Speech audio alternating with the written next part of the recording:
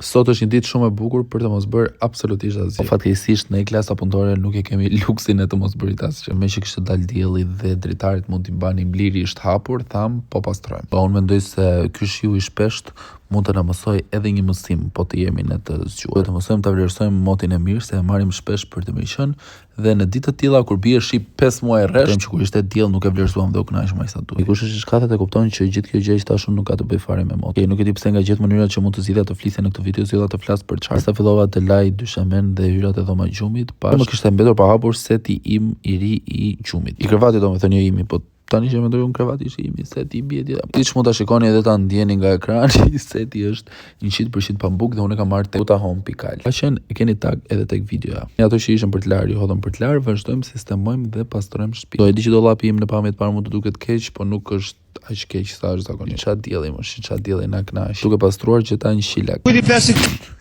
Duke qenë se unë për një kohë të gjatë kam qenë edhe me sezone, mendoni vetë ju sa pis ishte bërë shtëpia dhe sa nervas kisha unë që ta pastroja gjatë asaj periudhe. Shëra fjala, imagjinoni sikur kjo është një hapësirë shkurtër publicitare ku unë ju rikujtoj që të bëni follow dhe të mos e lini për më vonë. Kur kisha lëvizur vendin e divanit, më duk shumë më mirë kështu nga ashtu si ishte më para, kështu që e lash. Mendoni ju ishte më mirë ashtu si ishte apo më mirë kështu si e lash në fund? Do të them të drejtën, e shijoj shumë këtë momentin e të larit shtëpinë, po prap nuk dua ta bëj shpesh. Nëse kaq ishte kjo video, shumë faleminderit që pat deri në fund dhe një herë mos harroni të bëni follow se veten tuaj tregoni në fund të ditës. Ciao.